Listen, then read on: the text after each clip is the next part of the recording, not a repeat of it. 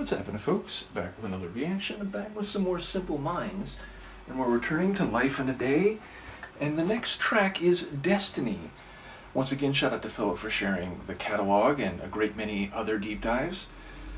And yes, Destiny, it speaks to a teleological perspective, the idea that there is a particular outcome or path that is predetermined to transpire. Now, obviously, people will also talk about failing to live up to one's destiny, so even if you buy into the concept of destiny in some sort of metaphysical or preternatural manner, it remains unclear whether someone will, in fact, follow that life path or end up in that end point or situation. So yes, whether we're talking a supernatural destiny or just a colloquial, he was always meant to do this, he has the characteristics and the qualities that are perfectly suited to that path or to that occupation or end outcome, it remains unclear, and ultimately single word titles are notoriously difficult for me to get a read on in the first place. But yes, we're talking about hypothetical futures as they are seen in a normative context, what should happen, though whether that does in fact occur or not is up in the air in many cases. So yes, whether you're a Calvinist or otherwise, let's see what Destiny is all about. This is Simple Minds, the track is Destiny, and it's from their 1979 album, Life in a Day.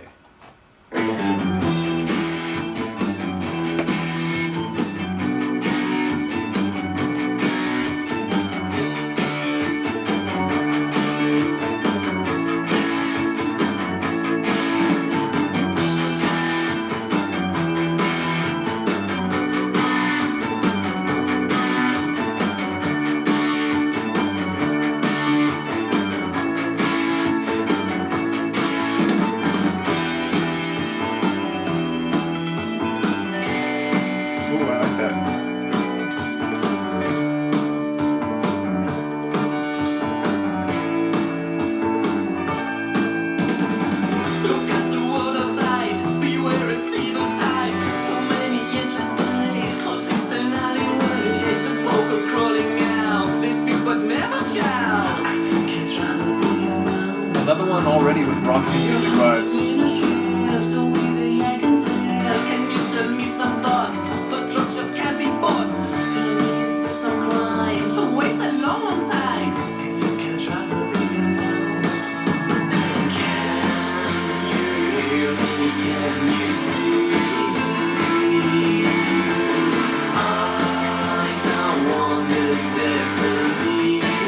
I don't want this destiny.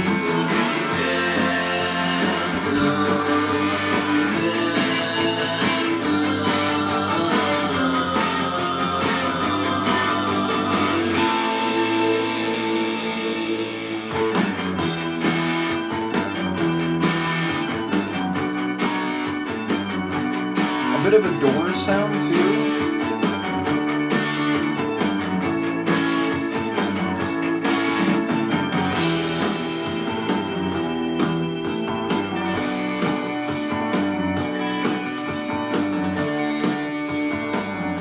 Those little shiny guitar flourishes. Something's been happening here. Don't touch, don't come so near. Don't ask me to reply.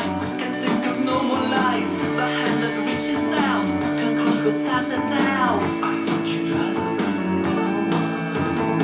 so much left unexplained. It's getting too much strain. Yet still you wear the smile. Then walk your crooked miles. Someday you're about to learn. Too late, there's no return. I think you'd rather be alone.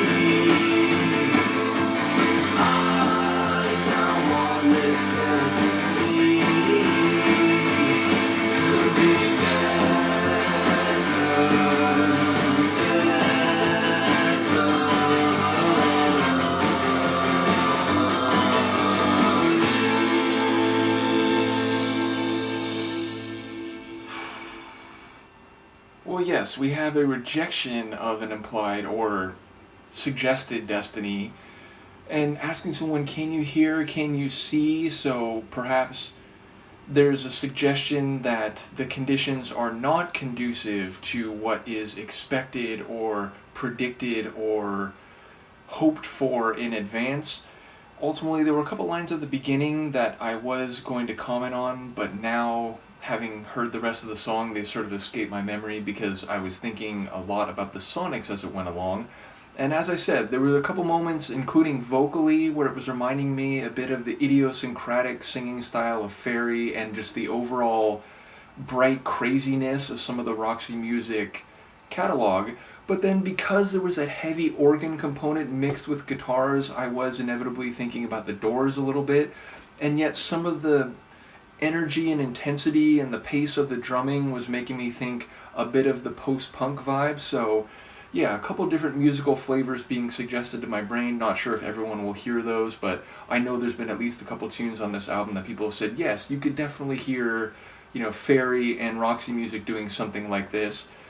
But ultimately, yeah, a very bright and not necessarily chaotic tune, but a tune with a lot of energy and motion and shifting, and it felt like I was along for the ride, which, maybe on some level the idea of being a bit unpredictable when you're saying that you don't want this destiny, it feels appropriate, it feels like a sonic expression of trying to break outside the predetermined boundaries that people have laid out for you in some teleological path. So either way, as I said, I enjoyed the organ a great deal. It definitely gave a bright glitz to the tune, and ultimately Kerr's voice is notably different here than I've heard it on later albums, so it is very interesting to me as we've gone through different phases of the Simple Minds catalog, the degree to which I can understand what he's saying on a first listen. So yeah, an interesting tune, definitely one that is notably, I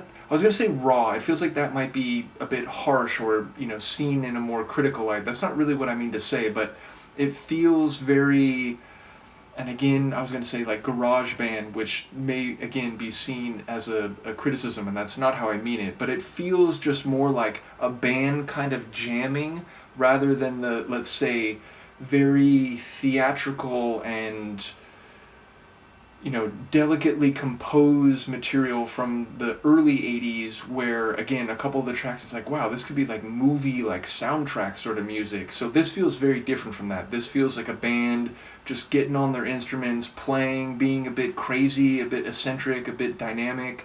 So yeah, it is crazy to think about their evolution over essentially just a 7-year period. I started in the middle of that, went forward, now jump back. So, as I continue to go through the catalog in a bit of a non-chronological manner, it's really crazy to think about their range as a group and the different styles they've incorporated over what is essentially less than a decade period. So, let me know what you think of this one, and Luca, the horizontal and back leg stretching cat, and I will see you next time. Peace.